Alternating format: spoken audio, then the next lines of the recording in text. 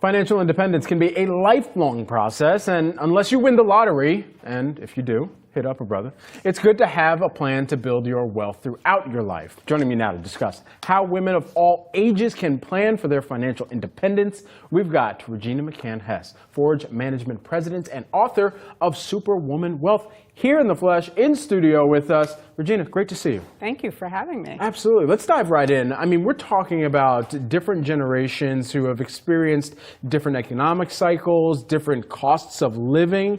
So where do we even begin here, and what are you seeing being successfully deployed as a strategy right now? Well, I think the younger generation actually, I think, is doing a little bit better job than I did in my generation, because I think with social media, there's a lot more information out there, and they're getting married later, so they're keeping separate accounts for the most part, not all the time, but I think that actually helps women stay a little bit more in tune with what's going on. What are some of the biggest pitfalls that you see, and how can people make sure, women make sure that they don't kind of fall into some of those same traps? Yeah, I think it starts when you're starting out. You come out as a young adult, and nobody teaches you financial adulting.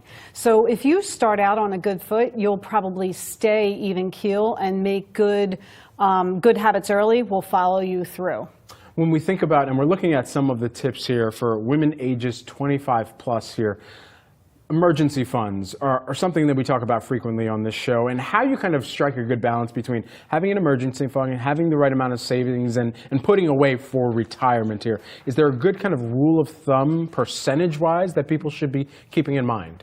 Yeah, I think about 20, there's like a 50-30-20 rule with budgeting. I mean, there's a couple different rules, but that's the one that most people go by.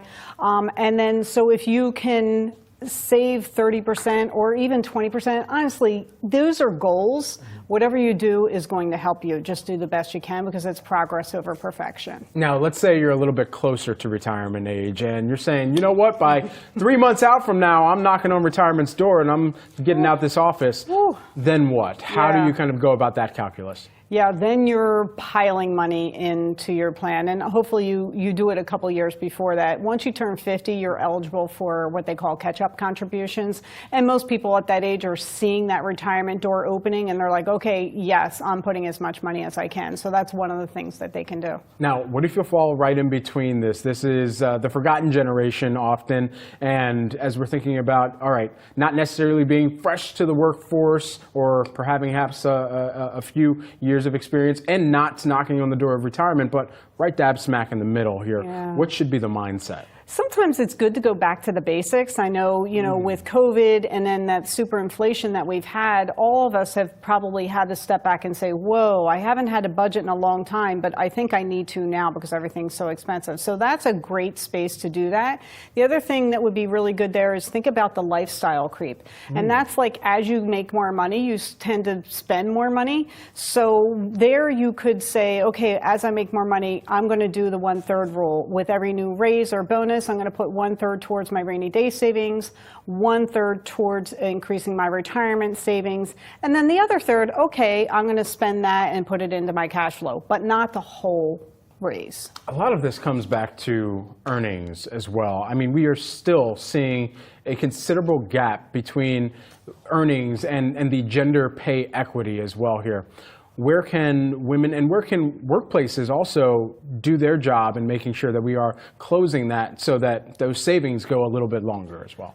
Yeah, I wish I had the answer to that, because when I came into the financial industry over 25 years ago, it was still 82 cents on the dollar as that men make, and it's still 82 cents on the dollar. So that we haven't really moved the needle on. But there's also an issue because women step out of the workforce for at least 12 years during their working career, either to take care of their children or their ailing adult family members, and they lose those pay raises, those promotions, and all those years of putting towards their retirement funds. All right, Regina, we got to leave things there for today. A lot of work still to be done, but thank you so much for some actionable tips here that people can put into practice. Appreciate it. Thank you. Absolutely. It's Regina McCann-Hess, Forge Management President and author of Superwoman Wealth. There you're seeing the book cover right on your screen there, folks.